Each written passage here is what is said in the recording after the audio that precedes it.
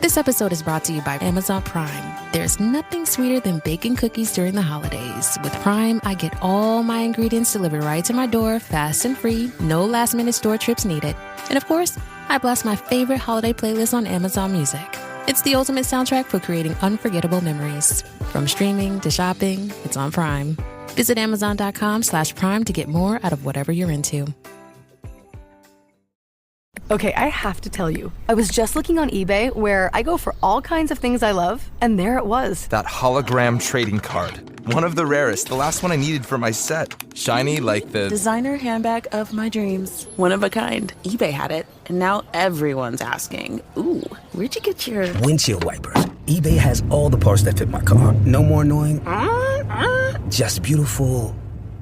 Whatever you love, find it on eBay. eBay, things people love. It's a Minimalist Monday edition of Optimal Finance Daily.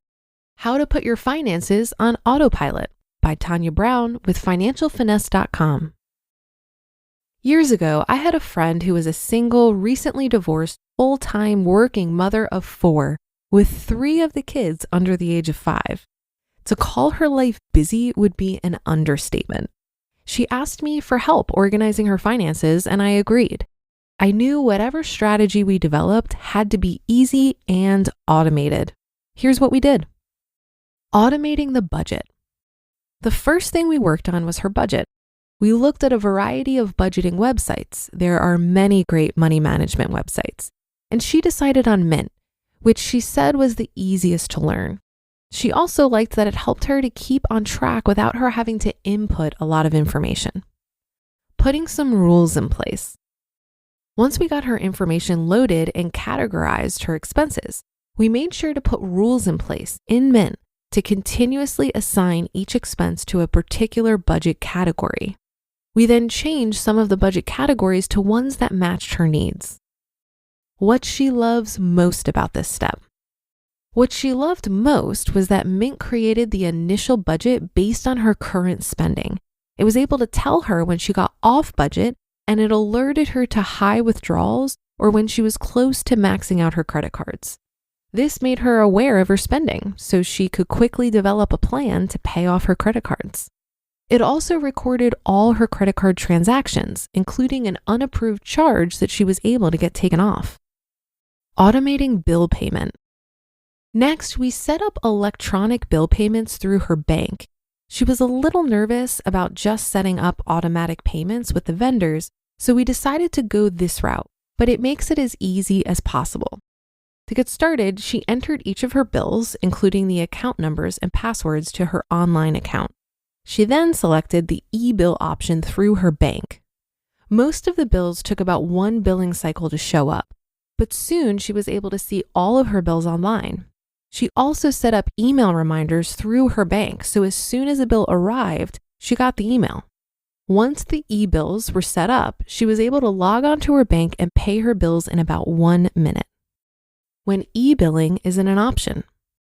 For the bills that did not have an e-bill option, she set up the bills manually and was able to still pay online, except the bank would issue a check rather than send the funds electronically. This is how she set up her childcare and mortgage payments, including reminders so she would not forget them. Instead of her having to mail a check or go to each child's daycare to make a payment, she could quickly go online to pay the bills. Automating emergency savings. The next thing we did was set up a savings account for emergencies. She recognized that she did not have the discipline to save with an account attached to her checking account. So we opened an account at another bank and linked it to Mint instead of opening it at her bank. Then she contacted her payroll department to automatically have a small amount withdrawn and put into savings. Because she was still working on her budget, we chose an amount small enough for her to do continuously. Automating retirement. We then looked at her employer benefits and realized that she had not increased her 401k plan contributions in about 4 years. We did an auto escalate. This is a feature that allows you to automatically increase your 401k plan contributions annually up until you reach a certain amount.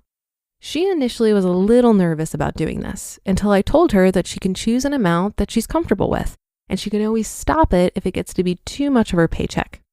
We chose to auto-escalate 1% annually up until she got to 10%. Automating investing. My friend is about as hands-off as you can get when it comes to investing.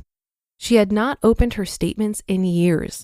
We talked and decided that a target date fund based on her retirement date was the best option for her.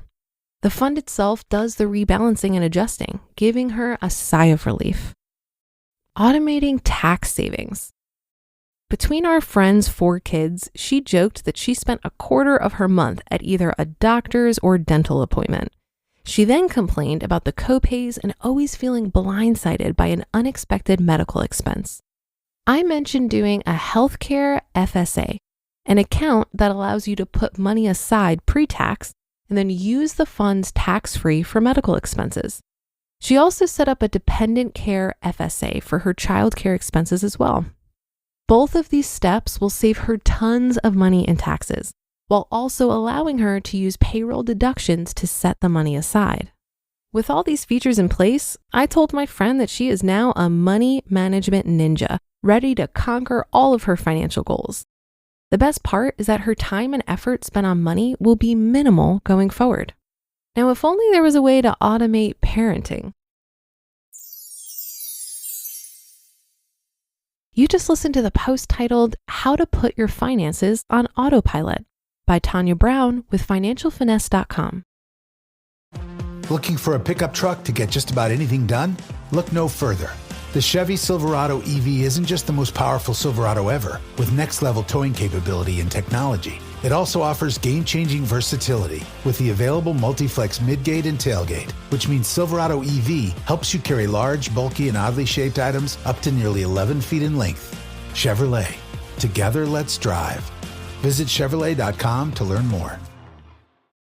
Hey, I'm Ryan Reynolds. Recently, I asked Mint Mobile's legal team if big wireless companies are allowed to raise prices due to inflation.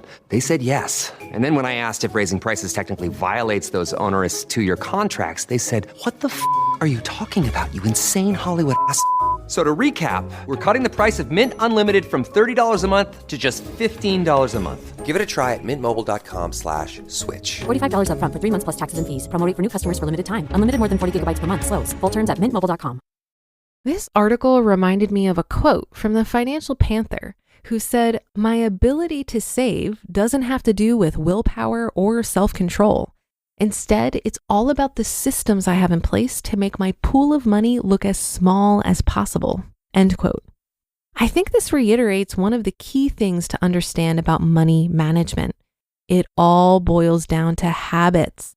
Your habits surrounding how you spend and save money are much more impactful than the knowledge you may have about how money works. And automating your saving, budgeting, and investing is a great way to solidify those habits.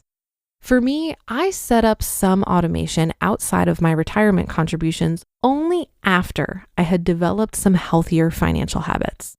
When I was first getting control of my money, I logged into all of my accounts every 2 weeks when I got paid to monitor my spending, pay bills, and throw money at my debt.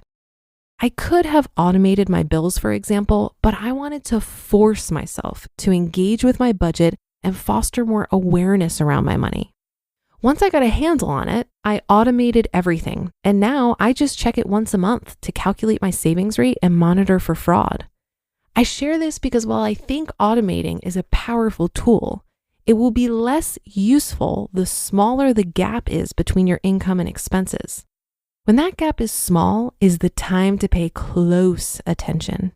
And a great way to increase the gap is continually growing awareness around your spending and making adjustments.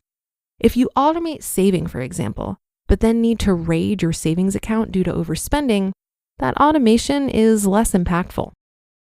That'll do it for today. Thank you for listening. Have a great rest of your day, and I'll be back for tomorrow's show, where your optimal life awaits.